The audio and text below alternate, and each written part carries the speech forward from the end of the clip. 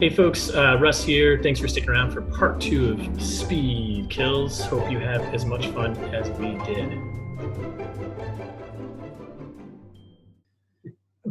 So now we're getting introduced to the character Shelley, the lawyer, who I don't know his last name. Is Shelley his last name?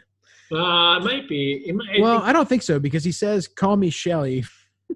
No, yeah, it's Shelley Katz. Oh, okay. All right. So it is. Yeah, it's his first name for sure. Obviously.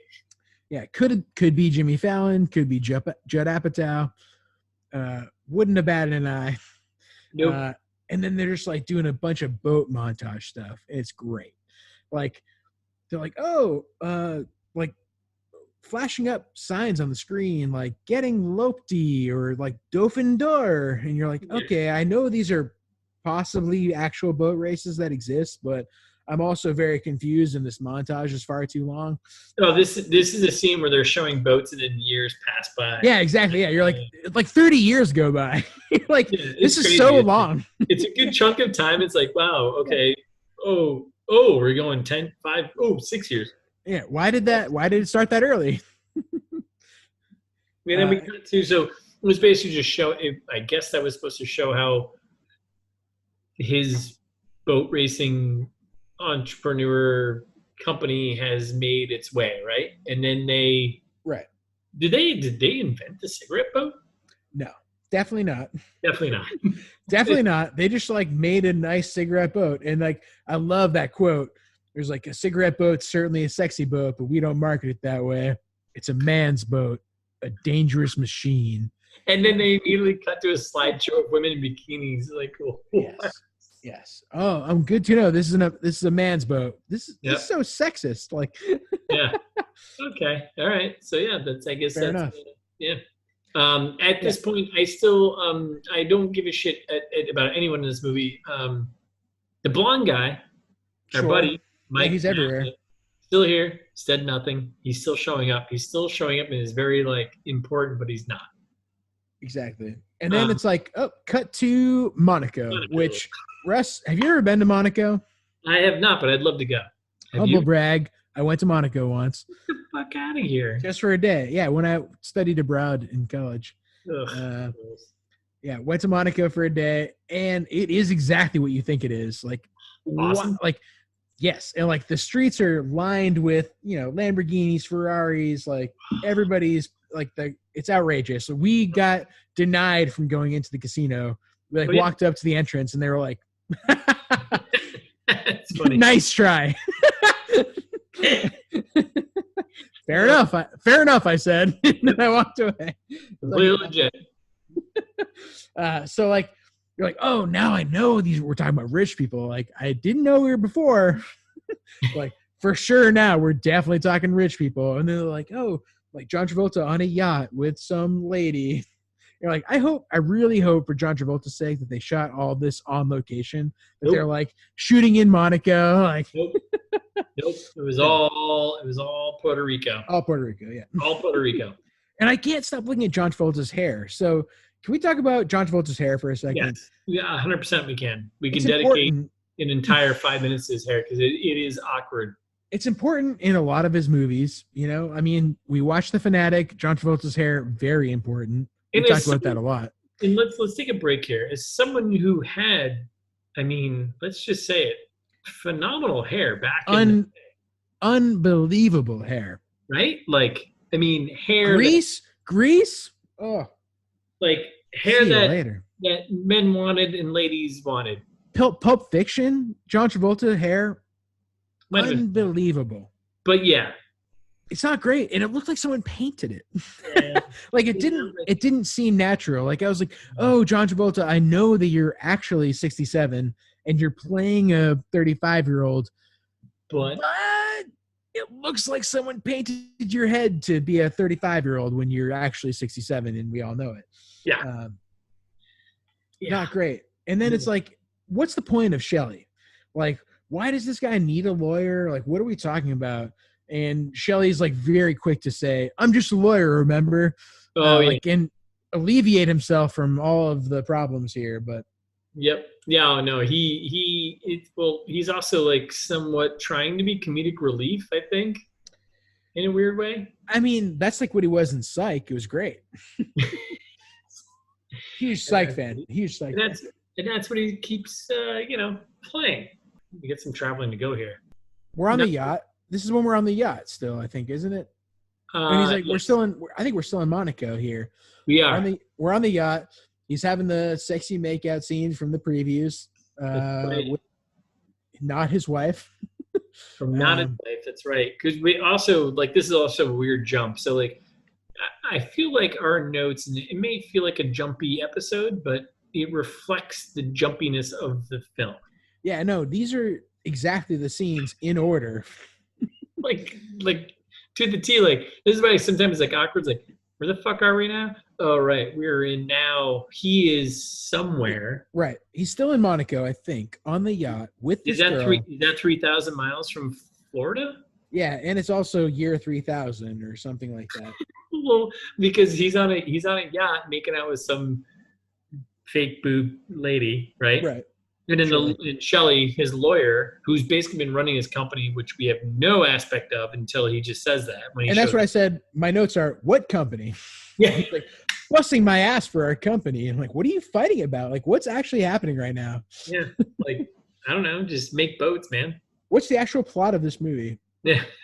So and then Shelley's like, by the way, your son got into college. Thought you should know. And you're like, wait, did he actually? Like, at one point, John Travolta looks at him incredulously, and he's like, "Do you fly to Europe for this?" And I'm like, "Yeah, wait, did he actually? Did he fly to Europe just for this? What a waste of money." Yep. And then who's the blonde guy? The blonde guy comes back in the scene. You're like, wait, he's co-piloting the boat right now. Oh, does he? Yeah, you're like, is he actually important? Because this is the second scene that he's in. Fucking blonde guy, man. Right? He's everywhere. Damn it. Yeah. Everywhere but nowhere. So then I'm like, at this point, when we're, on a yacht off the Italian coast somewhere, I'm like, is this just a shitty Wolf of Wall Street knockoff? The answer is yes. Yes. It's a even shitty though- American Babe knockoff. It's a shitty Blow knockoff. It's a shitty every other American drug running movie knockoff. Yes. 100% yes. Yes. And then it's like, all of a sudden we're at the hospital. So we're at the hospital. This is tough because like we've jumped time, I think now. We've jumped time. It's unclear. No one knows exactly how much time has passed between him being off the coast of Monaco. Because they chose poor ways to show what years it was. Like it was like sometimes we tucked it in the corner, be like 1962, and they did like the passing like. Oh yeah, years. And then there was like one was like 1987. It was like in the middle, yeah. You're like in the middle of the screen. You're like, wait a second, I thought that was in the corner before. Yeah, be consistent. We're like, when you're gonna tell us what time it is? Like, Jesus Christ. Yeah, lots of factors. Yeah, and they don't tell you when this is, but you're like, wait a second, like, what's happening? And his son has a spine injury, and all of a sudden his wife comes over. And is like, oh, your son has a spine injury. Yeah. Like, what? And you're like, wait a second. So then John Travolta walks into the hospital room, and he's like, his kid's sitting there in the bed, like propped up at a regular hospital bed angle. Like, it seems like he has no injuries at all. Like he's like a cut on his face. Yeah, and he's comatose there. Yeah, exactly. Yeah, or of course he's comatose, and like John Travolta's just like touching him, like shifting him around the bed and stuff. I'm like, careful. If he actually has a spine injury, this seems really dangerous. Like, what are you doing? He also gives the moment of like heartfelt speech, which is like the shittiest heartfelt speech ever. But it's also like, yeah, you're my fucking son. This heartfelt speech feels a little more like you're describing your emotion other than like letting it actually out. There's like kind of like a moment, like I think in like an actor's career, you'd be like, maybe I should just like cry here. Yeah, exactly. Instead, he just gave exposition. Yeah, and then he goes back to the waiting room and sees like the huge pile of stuff. Like there's like a ton of balloons, which are, fairly inappropriate balloons. Yeah, the whole hospital thing was really weird, right? Because so he comes back home who lets him know that his son got in an accident? Was it Shelley? Had to have been. Yeah, it was Shelley who said, "Yeah, your son." Yeah, So he runs in.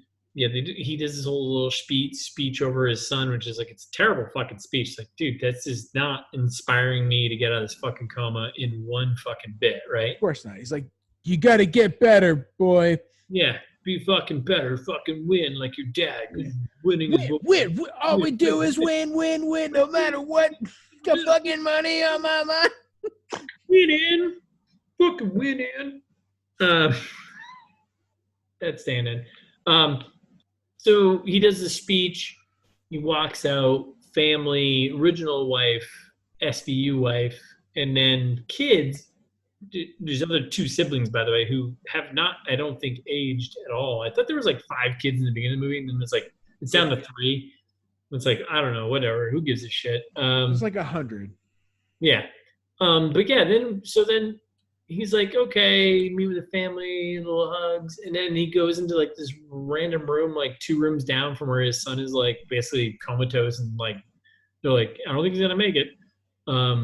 Yep. And he's in a room, and there's like a bunch of flowers and balloons, like from who, and who the fuck sends like colorful balloons? Who sends balloons to somebody like get well?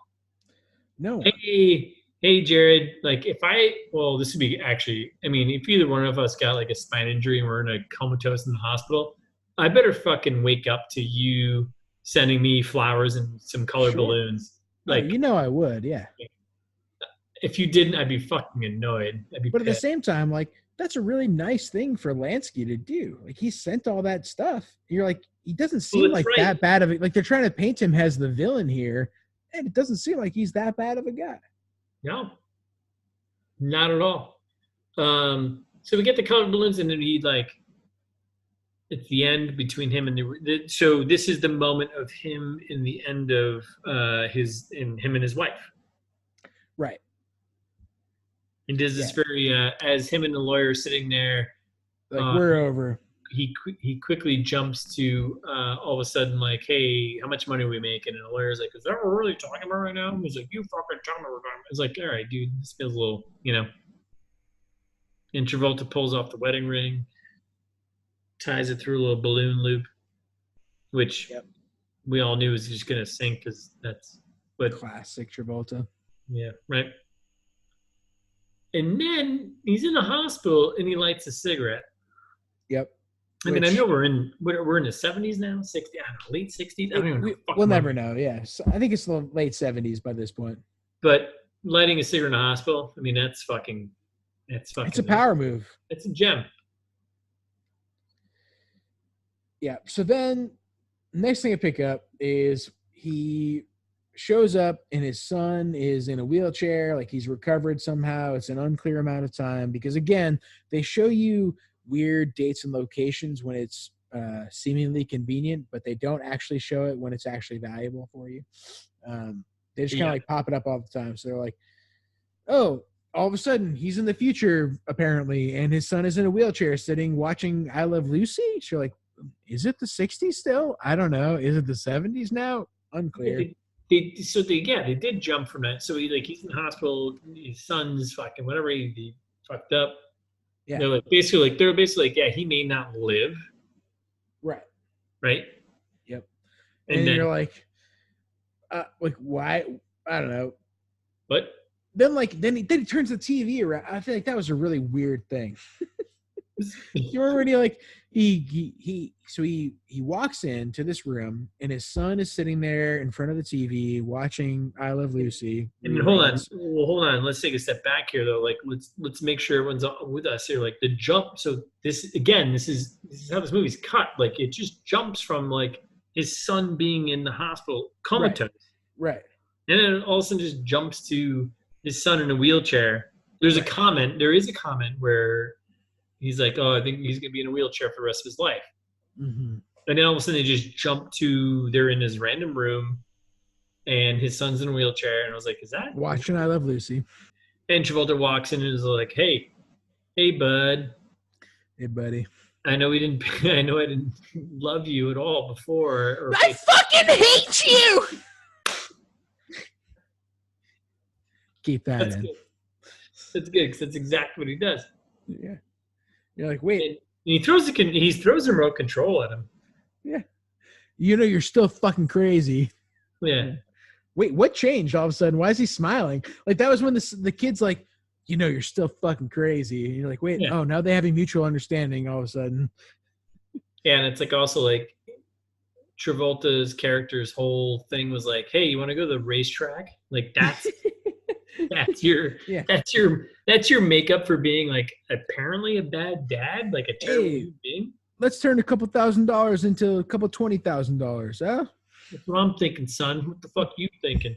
Beep boop bop. Yeah. Hey, come on, fucking wheels. Don't worry about it. Grease those things up. Let's get down there. You like fucking money? Don't worry about it. It's the 60s. There's no ramps for you. You're not gonna be able to get in there. Bitch. We're literally gonna have to actually wheel you up every step because it's the 60s, 70s, and there's no handicap accessible areas anywhere. Exactly. And then it's like, oh, now we have like a heartwarming moment. We'll have like a heartwarming scene with your son, your oldest son here, and he's like, hey, remember that time I picked myself up by my bootstraps? He's like, I was a gym teacher in Brooklyn, and like, then I became a construction guy, and now I'm a boat guy. And I'm like, wait, is that the levels? Are those the levels? Is it construction to boat guy? Gym teacher, construction guy, boat guy. Got it. Okay. I mean, if you're from Jersey, I mean, that's a proper escalation. That's it's a proper career trail. Sure. Yeah, it's a proper paper trail. It's a proper paper trail of your crimes of existing. Yes. Well, I was a gym teacher, and I was a construction guy, and I was a boat owner. Yeah, that's actually, you were on your way to being in jail. Yeah, and then to your point, he's like, oh, and then we did go to the track. We just went to the track. We bet on some horses, and they're like, oh, fuck yeah, we won like 2 races today. And I was like, yeah, great news for all of us. Yeah. I was like, so I told him, hey, why don't you take this money, open up a horse farm upstate? Yeah. And he took that money and ran. And that's literally the last we ever hear of that kid. That kid disappears. The eldest son, where there was actually some emotional thing going on. Gone. And he throws money on the table. Gone. Like, hey, I made this big jump, blah, blah, blah. And Travolta's character narrates right after that saying, yeah, he took the money and ran. And I was like, oh, he ran like he's gone. That's it. Yeah, I was like, oh, he ran like he'll be in the story somewhere later. Nope. That's it. He is. And it's done. And forget him. That's it. So basically, we've wiped the original family off the board, basically. Yeah, I'm Robbie fucking Reemer. That's where we're at. So where we're at. So now this movie cuts even harder. So we basically, that was the cutoff moment for the entire original family. There's no more original family. The original family is gone, right? This is what happens over time, right? You lose family, right? Sure. Family dies. Children. Hey, you lose family children. Ties. You throw a fucking lot of money on the table, you lose kids, He's in a wheelchair. He just got out of town, Yep. Robbie fucking Reemer. So we fast forward. Man, what a fucking year are we in? We're so far away from the end of this, aren't we? Yep. We're about halfway through, I think. Holy shit. So we fast forward now, I guess, a couple of years now. So you remember Robbie Reemer, which sounds like I can't forget Robbie Reemer. Sounds like a great porn star name, by the way, Robbie Reemer. He was the nephew of the crime boss from New Jersey that knew Travolta's character, right? Right. AKA Tom Sizemore? No. God damn it, don't confuse people. Dexter's dad, the old guy. Right. Okay. So he was a young kid. There was a quick shot of him at the party, which we talked about so long ago. He's like, I'm Robbie Reemer. I like you, blah, blah. It's really weird. I'm so proud of everything you've ever done. Yeah. And now we're like, okay, so there's a jealousy thing going on. I was like, really? What the fuck? Now all of a sudden we jump ahead. Fucking Travolta's character's kid just took the money and ran. He's lost the rest of his family. The other two kids, who gives a fucking shit? Apparently they're Like you useless. do. Yep. Right? As you would do, as one does who's from New Jersey, who moves to Florida and starts a fucking racing boat career. Classic. We just jump to, it's got to be 10 years later? He's got to be 18, right? No, Robbie Reemer is like in his mid-20s at this point. For sure. And you're like, wait, why is he being a prick? Like, Robbie Reemer all of a sudden is like being an asshole. And you're like, wait, I thought you guys were on the same side. He looked up to you. Right. But then they jump. So Robbie Reemer is the nephew of the mob boss in New Jersey who for some reason. Meyer Lansky. Yeah. Who for some odd reason has a chip on his shoulder about fucking Travolta's character. Like, I don't know why. Like, I don't know. Yeah, I don't know. I asked this question so many times. Why does Robbie Reemer hate Ben Aronoff? There is no explanation why, unless I missed it. And then they cut to the boat scene, right? Do you have more notes before that? No, but I just thought it was funny, like when Robbie Reemer pops up, like the way they reintroduce him because he was a kid fucking 30 minutes ago. Yeah. It was like he literally just they do a shot of like him pulling up to a mansion and getting out of his car and yelling his name. Oh yeah. Yeah, I wrote that down too. Make sure you get the name right. I'm Robbie fucking Reemer. Right. It's like, okay, yeah. So you're the kid who was in the party earlier, right? Got it. Oh, I remember that character. Oh, but then they do another flashback immediately after that of fucking Travolta's character be like, remember this guy? I was like, yeah, this movie's not that long, man. Like, yeah, we know who he is. God damn it. And then they cut to the boat and they're like, he's got like 1.5 tons of weed on the boat. Like that's like in 2020 money, that's like $10 million worth of weed, like street value. I mean, you're the weed guy, not me, but I buy that. Yeah, that's crazy. Like, that's so much money. And they're like running away from the Coast Guard all of a sudden. And he's like, oh, man, Brad looks bad. Remember when the guy gets shot through the heart? And you're like, yeah, of course. He just got shot through the heart. Yeah, he looks in real rough shape. Yeah, well, so Reemer and his two fucking drugged out buds were going to do a big 1.5 tons of weed deal. Right. Was it weed? You do. Yeah, that's the thing too, where it's like it seems like it's weed that they're talking about, but at the same time, there is a bunch of coke involved at various points, and it looked like weed. But anyway, so they didn't load 1.5 tons of weed in that boat, did they? I think they did. I don't know. It was just a speedboat. It was like a fucking. It's a cigarette boat, right? Right. Yes. Obviously. And it was like him, it was Reemer and his two buds who were fucking idiots. They're like, yeah, I want to smoke some weed. And then they got shot up and it was just like, wait, what? And then, yeah, you're right. Like, why did the Coast Guard give up? Like, they just like stopped chasing him? Yeah, like they were shooting AK-47s at the Coast Guard. like there's no way the Coast Guard's just like, oh, well, guess we lost that boat. Like, what? Damn. Guess we'll let that one slide. So they do that, and then Reemer comes back, and Reemer's got this whole thing with Travolta's character where he's like, which makes no sense. They never explain, like you said before, they never explain why they have beef. Yeah, like it's not a thing. It's the beef, bro. It's like what the fuck? He looked up to him in those early scenes when he's like, oh, like John Travolta, my idol. Yeah, like, he has it all, and then like later on, he's like, oh, fuck that guy. Yeah. It's like, what? Why? Out of nowhere. Why is he so angry? Like, just why don't you guys work together to like smuggle drugs and launder money? Yeah, we can all be satisfied. We can all just be good villains, together. So we're in the club. We're showing up to the club. John Travolta's hanging out. Where were we before this, though? Doesn't matter. Irrelevant. Nothing in this movie makes sense. All of a sudden, we're in the club. Who knows? Robbie Reemer's probably doing something wild. And then all of a sudden, we're at the club. The chaos of editing of this film. Yeah. We're at the club, and there's this band playing, and you're like, oh, this band, those guys, look, they're shredding. They're sexy. This is fun. However, the music has nothing to do with the band that's playing. So, like, the music that's playing in the background They zoom in on the sax a bunch. There's no saxophone, No in this saxophone. song. Nope. It's very trumpet forward. Yep. But it's great. It's great.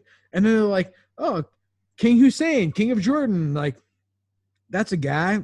So we're in the club. The king of whatever country that is not Rock and roll. Yeah. comes, rock and roll. Rock and roll. So he comes walking in with a lady. Sure. You know, I want to describe her. Emily Bowen, Trouble. She's Trouble. Emily Bowen, which Trouble for short. Trouble, clearly. And so our main guy here, Travolta, he's in the club already with a lady. He's got a lady who is still significantly younger than him. Who's that lady? And then, so we get the king walks in of whatever country. It doesn't matter. He's just a king, right? King of Jordan. Yeah. Okay. It does matter. In with this lady, Emily Bowen. Right. Trouble. And yet again, so now it's like love at first sight. So Travolta's like, I'm going to get on a date with the King of Jordan's wife, Emily Bowen. No. Trouble. Not his wife. His girlfriend. Mistress. Sorry. Yeah. Because he's got 2 wives and an army and bodyguards. You're right. He's already got 2 wives and an army. You're right. So basically, Travolta's character was like to his lawyer, who all of a sudden now is his pimp. Hey, Shelly, get me her name or number, And Shelly's like, what? That's crazy. Why would you do this? Yes, exactly. Shelly's like, what are you doing right now? You're an insane person. Yes. I was in Psych famously. Why am I in this movie? Yeah. What's happening? I'm a real actor. So they have this one instant moment. So we'll pedal back a little bit. So they're on the dance floor, and they have this moment of dancing close to each other thing. There's a vibe going on between them. Yeah, they're vibing. Now all of a sudden, we got Emily Bowen, the king's mistress, on a horse. Yep. Trouble. Let's just call her Trouble, right? Sure. She's on a horse. She's riding around. Random guy comes out. Is like, hey, excuse me, there's a guy who wants to see you. Yeah. Like, really? That's okay. Sure. Yeah. Cool. So she comes up. Oh, guess who it is? Our friend Ben Aronoff. Which, let's note, he's sitting in like a restaurant, outdoor bar thing at apparently I would say her place or her horse cottage. I don't know what the fuck that is. Yeah, unclear. It's some kind of weird horse farm. But yeah, he's super into it. He's like, funny meeting you here at your weird horse farm. I didn't expect that at all. Yeah, like he owns the place, but he doesn't. I don't know. It's weird. We're gonna call this out though, because the champagne he has on the table is referenced many times throughout the entire movie. Yeah, there's a lot of champagne in this movie. It seems like it's always the same brand. I think it's the Don. The Dom? Yeah, the Dom. The Dom Perignon. Yeah, I think that's pretty much what it is. And every over like the 20-year span of this movie, every scene where they're drinking alcohol, it's just the Dom Perignon. Yeah, and then I love how he's just like walking around. He's a horse guy. All of a sudden, you're like, everyone knows there's like that horse kid in elementary school. You're like, oh, that kid's real into horses. Is that what? Is that a thing? Oh, that's definitely a thing. You're not from New Hampshire. In New Hampshire, there's a thing called horse people. They're into horses. And he seems like he's a horse guy. Where he's like, oh no, like, yeah. I got a tough time staying on a boat. Like, can't sit on a horse. And she's like, whoa, what are you talking about? Like, no, you're natural. Like, you fed that horse like it was nobody's business. He's like, I just like stuck my handful of food in its face and it ate it. Yeah, like he literally just put a carrot in his hand. The horse ate it, and she's like, "Oh, you seem so confident, horse.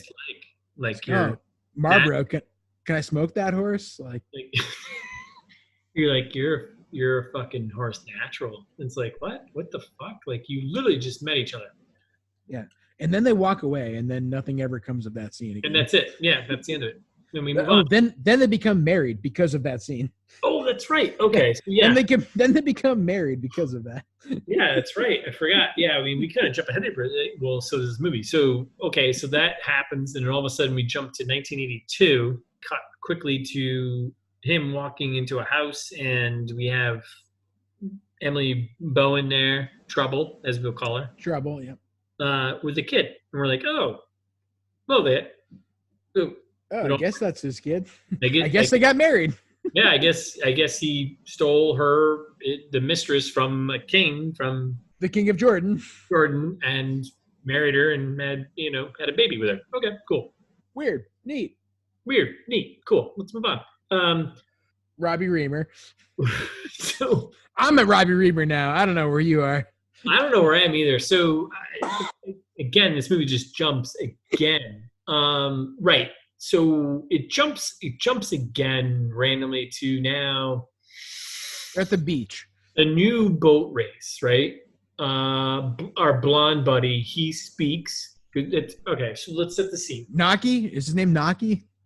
Naki House. Naki House. Naki House. Let's set the scene. So we did or 82 now, or 1982. He's got a kid with the blonde. Okay, or with Emily Bowen. Okay. Now all of a sudden just cuts to like raining, right? It's raining out, and him and the blonde guy, his buddy from the fucking 60s. So 20 Naki House. So 20 years. Yeah, Naki best House. Friends. Like, yeah. And a main character, Naki House. Main character. Has been with him for 20 years. They never say his name in the whole movie. And they never talk to each other other than like really ever. It's just main character, Naki House. And he speaks. It's his one line in the entire movie. You actually hear him say. It's raining, with the raincoats on, and I think he says something like, "It's raining out." All right, cool. And then they do a really quick cut to fucking Robbie Reemer, the nephew, the fucking crazy dude who's just out on the jetty, out on the rocks, like on the rocks, like where I don't know, but clearly he's far away. Mean mugging the shit out of far away. He definitely can't see anyone. No, because it's like pouring rain. Oh, it's pouring. Yeah. Like, how close are you guys? And also, like Robbie Reemer standing on there, like in his boat shoes, and he's looking through his like raincoat that's like partially covering his face. And it's like, that's awesome. You look like an upset child. Yeah, mean mugging no one in the best way. You look like you lost your parents. Yeah, and then John Travolta's like, like I used to know a guy who used to say, "Nothing scares me. Let's go out on a boat." Wasn't that you? and blonde guy's like, fuck, you're right. Then we jump to boat race. Yeah, it's the perfect storm all of a sudden. Not that we like to mention what we mentioned earlier, but yeah. Right. We said we would never talk about it again, but we're going to talk about it now. All of a sudden, it is the perfect storm of boat races. And this might be where they spend probably the least amount of the $22 million. Right. But at the same time, though, the whole CGI waves are horrendous. No, but do not even. This is a reasonable point I'm going to bring up of who's paying for the helicopters. So the helicopters are probably an expensive part. I think those were real helicopters, right? No, they weren't. Like those are CG helicopters? Yeah. All right. I was going to say, well, in general, like for these underground boat races or whatever the fuck they're doing, like who's paying for these helicopters? Is that why? Oh God, edit that out. No, we're going to keep that in. That's fine. Keep that in. Yeah. Is that why it costs whatever his lawyer there, Shelley, said, like $2 million a year to run races across Europe? Is it because they're like paying for helicopters the whole time? I don't know. And then their solution to, they're like, what a crazy storm situation. Their solution is like, gun it. Like, gun it, Chewie. Like, no. Like, be cautious. Yeah, I don't know if that's the way you do it. This feels like it's supposed to be a big moment, right? In the movie, like it's a big Robbie Reemer nephew punk ass asshole Yep. versus old ass asshole Travolta character, right? Right. Which who, by the way, I don't. It's still at this point. I kind of hope they both die. Oh, totally. Yeah. Like I don't care if Oh, they're anyone. definitely both going to die at some But point. Yeah. this the special effects in this storm boat race might be like maybe a notch above like a Sharknado movie. I'm gonna throw it out there. No, a notch worse. Sharknado's respectable. That's why there are 4 of them. There won't be 4 of this. There won't be a Speed Kills 3 No, because it was terrible. yeah. And the effects were worse than Sharknado. In this whole scene, I was like, ooh, this is rough. This is rough. This is brutal. It was like a parody of what you think storm movies are like. And then we bring it back to my boy Shelly from Psych, famously from the TV show Psych. Yeah. And he's like, oh, it's been 6 hours. He's lost at sea. And you're like, wait, what? You're like, you're giving up that easily? Yeah. It hasn't been any time at all. Because you know what, this movie doesn't care about time as most that are shitty. They're just like, whatever, fuck it. Oh man, it's been 6 hours. And then we have Emily. Wait, hold on. Are we behind here? Are we fucked up? I don't think so. Emily Bowen, and they didn't have a kid yet. No, not yet. No. Oh, okay. I think I fucked that up earlier. It's possible. Grow up, dude. All right. Start fresh right now. All right. 1, 2, silence. And we're back. That's your tell, bud. So they finished this shitty boat race. And it's Shelley, poor Shelley, his lawyer. Yeah, R.I.P. Shelley. 6 hours later. And then Emily Bowen, his lady who he met twice, literally, is At sitting best. there. What? At best. Yeah, and they definitely do not have a kid yet. Just like their first date. Yeah. And she's like, I barely even know him. Yeah. Yeah. Enough said. and then she's like out of the dock, like mourning him. She's like, that guy, like my lover. And then all of a sudden she sees the boat and she's like, wait a second. Is that him? Is he Right. Is he coming over the wave right now? So, but the problem with this whole thing was like, Is there even a prize at this point? Like, is there a race actually that's happening, or are they just like, oh, you finished? Like, thank God you survived. Is there anything at stake? Because it seems like there's still a prize. We're like, oh shit, like John Travolta won that money, and that's why Robbie's like, no. but the whole thing about like, so Shelley and Emily there, who does not know really Travolta's character at all yet. Right, a non-factor, yeah. Anyway, she's like, I barely know the guy, but he's got like basically she's like, well, he's magnetic, whatever. And Shelley's like, yeah, right? Yeah. But it's like, so as an audience members though, we're like, we know he dies, but much later.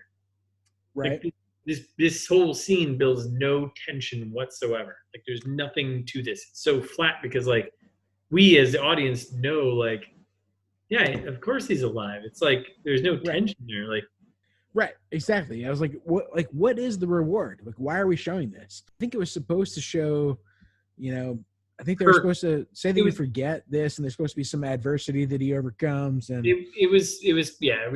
I knew the point. The point was to show his adversity and like her caring, and like that was like the break. Her caring for him.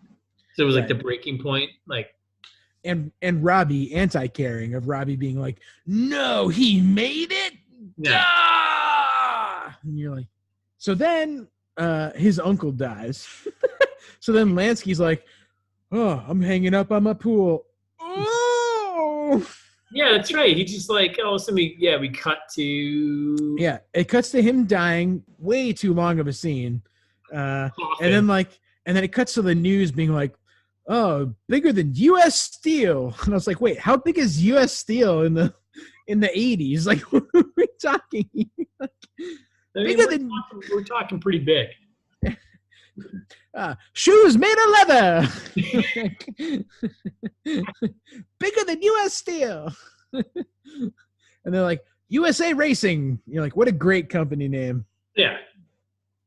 All right. And then, can we talk about George Bush for a second? Yeah.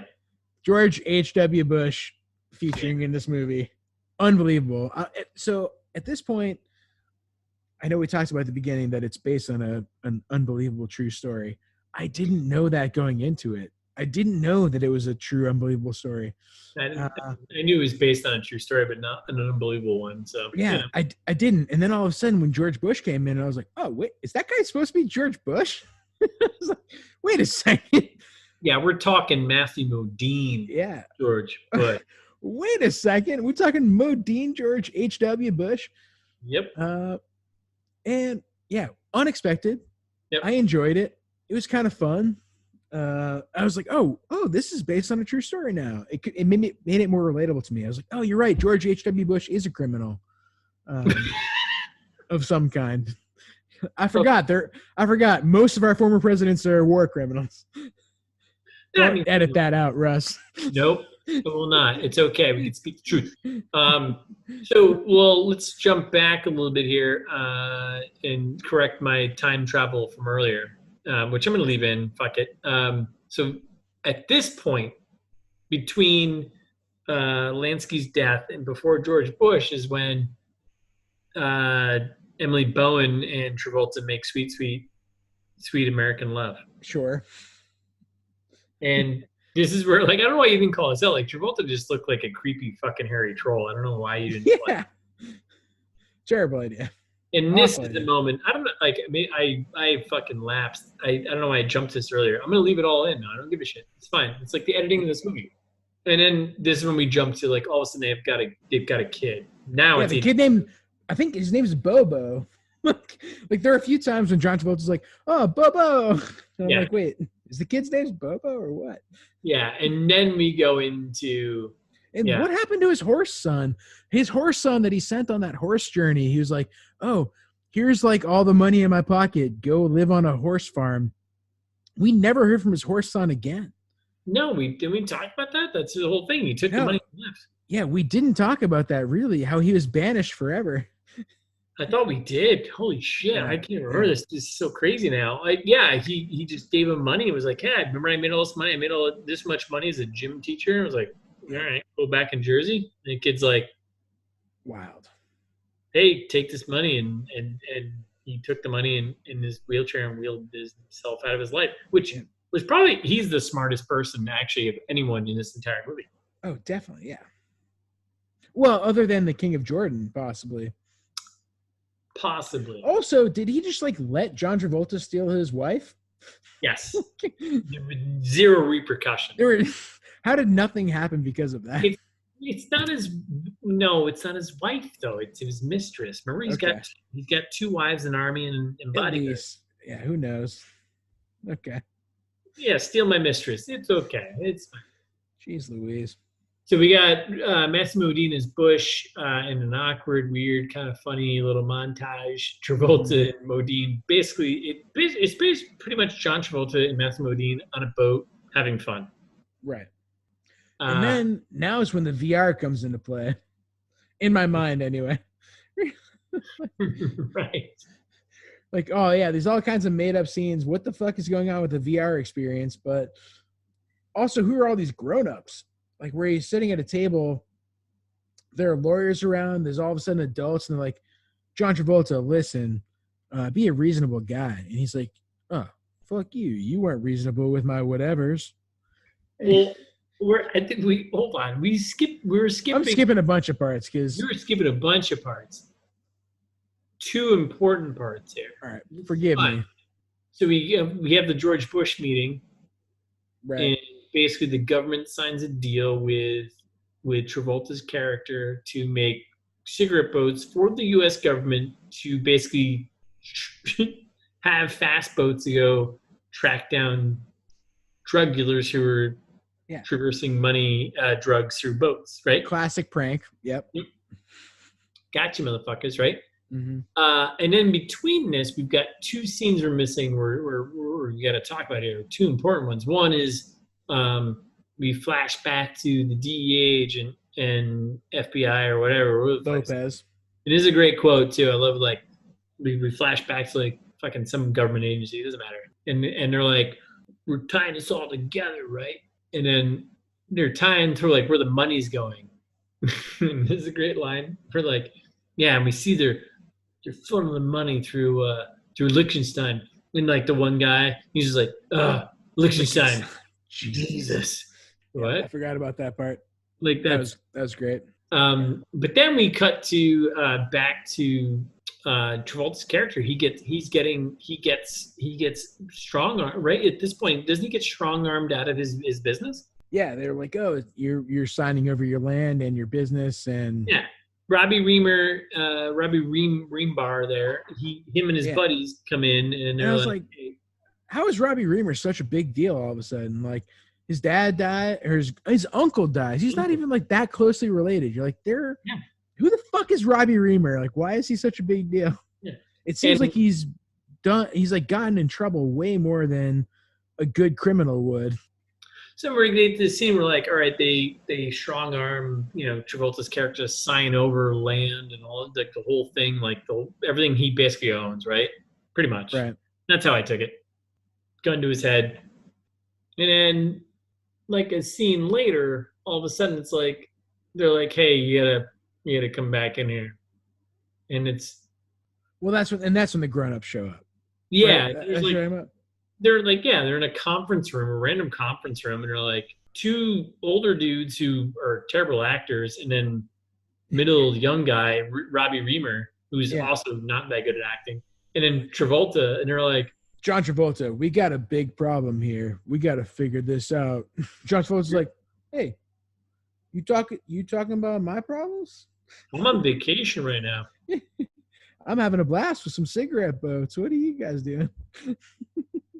And it's like, what? This is so weird. So you forced him to sign over his company to you so you can funnel money and drugs through it, but then now you want to, because like everyone's getting too close to you, you want to send it back to him. Yeah. And then I love the outburst. I love when John Travolta's like, get him out of here. Get him the fuck out of here. Get him the fuck out of here.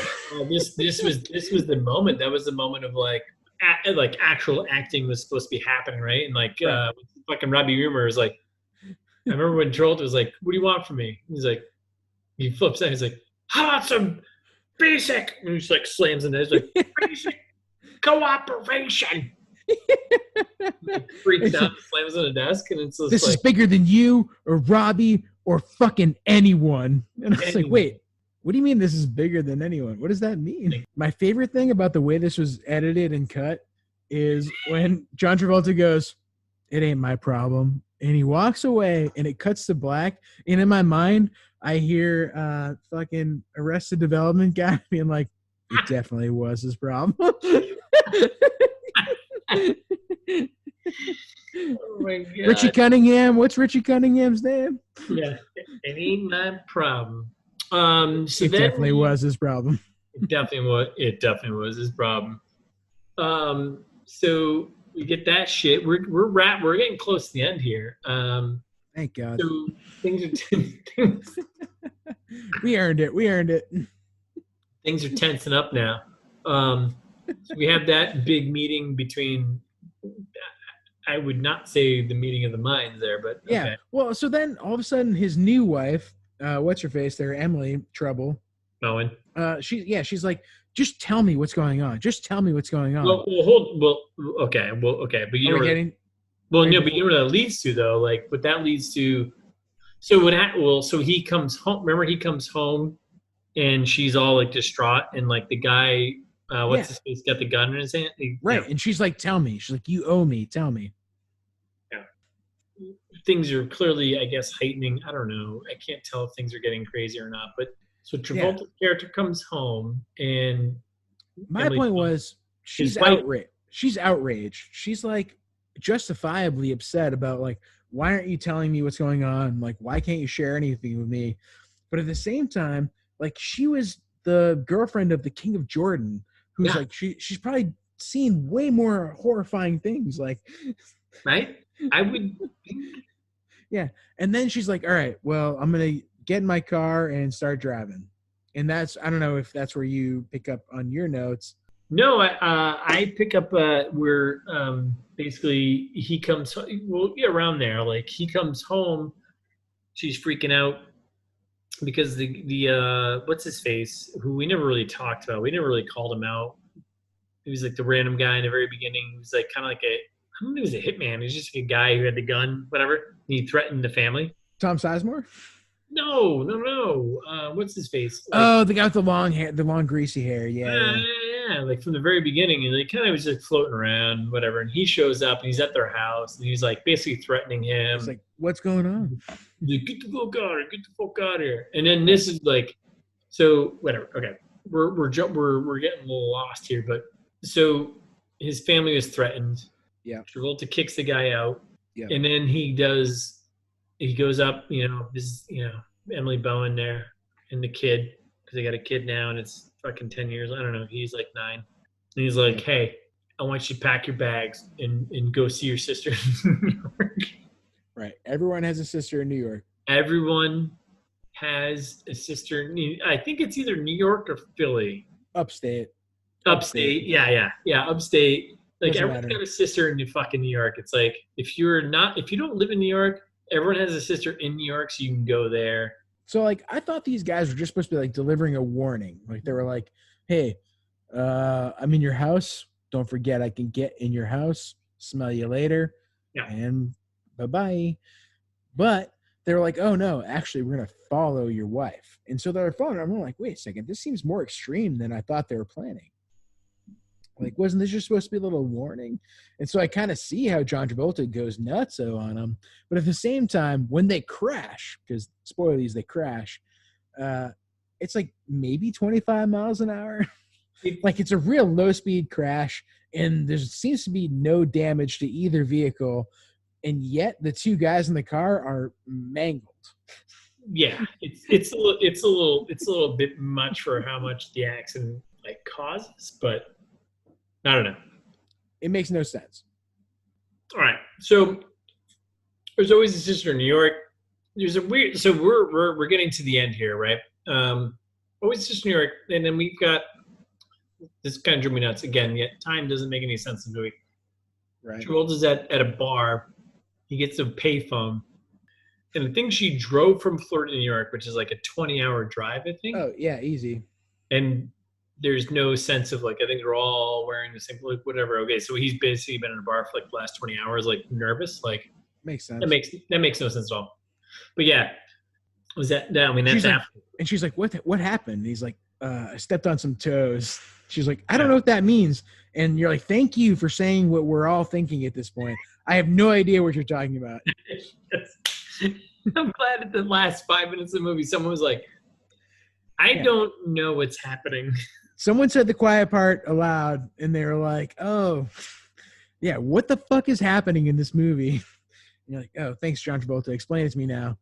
Yeah. And then, like, they skipped so much. Like, why does she even care about him? Like, they went on 2 dates. Remember? They went on 2 dates, and then they had a kid. Yep.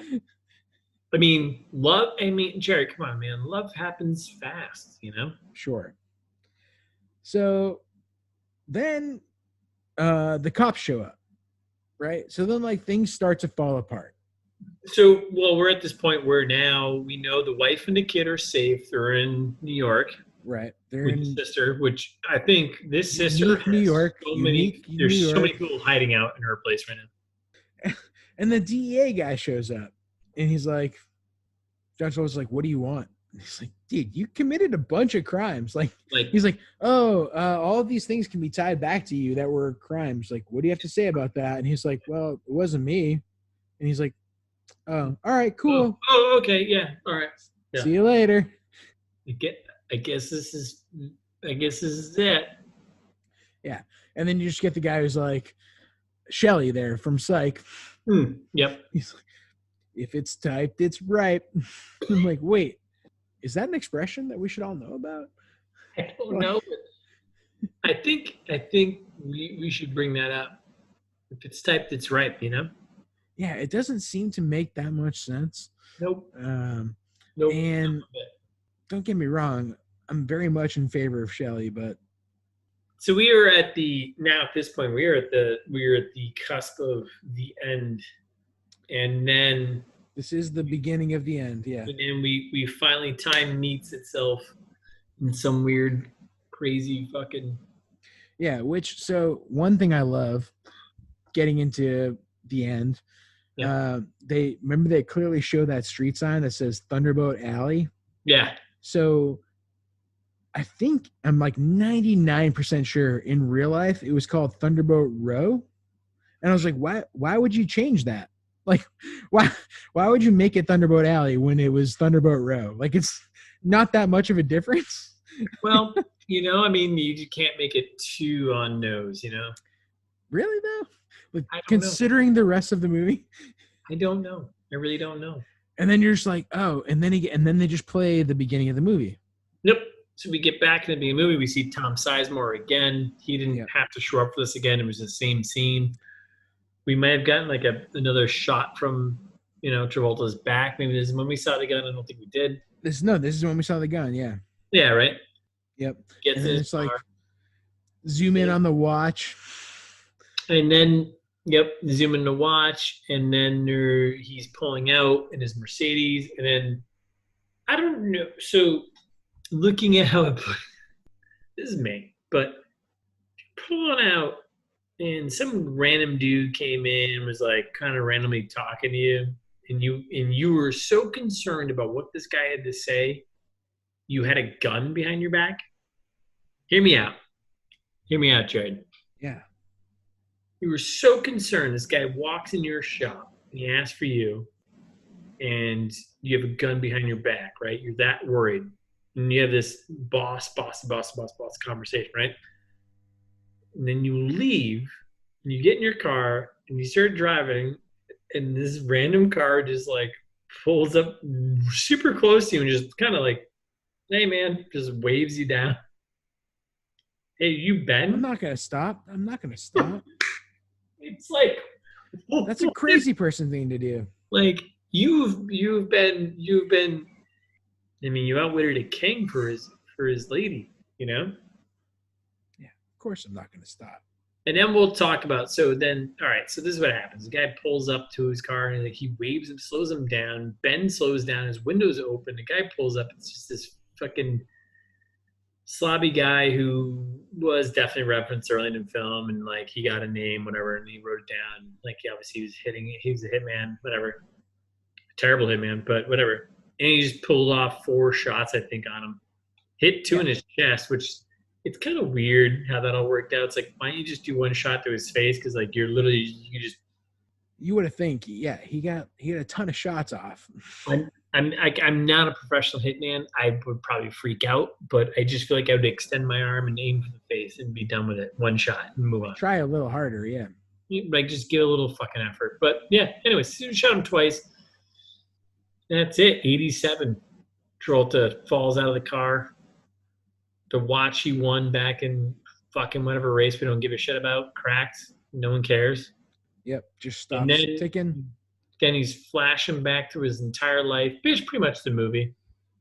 Like, I feel like this could have been a good movie. So like we talked about Blow earlier, and like I loved that movie. And this could have been, or like Wolf of Wall Street, this could have been like that.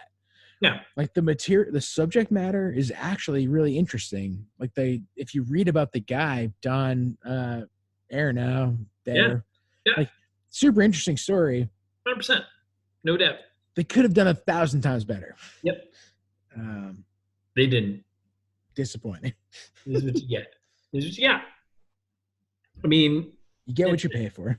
And that's it. That's the end of it. Yeah. They did the close up on the watch, and then a little final touch. He's narrating the last bit of his life, which made no sense. Yeah, he's like, and sometimes you win some, you win some. Sometimes you lose some. And then mostly, and then you middle some. You're like, what? How are you? What? You're dead. How are you narrating right now? R.I.P. So that's it. I mean, that is the entirety of Speed Kills, Yeah, what a nightmare. both to talk about and to watch. Yep. Thanks for listening. We'll be back next week. And in the meantime, you can follow us on Instagram at It's This Meets That. And we're ITMT Pod on Twitter. Or if you're feeling old-fashioned, send us an email at itsthismeetsthat@gmail.com. As always, you can find all our episodes at itsthismeetsthat.com.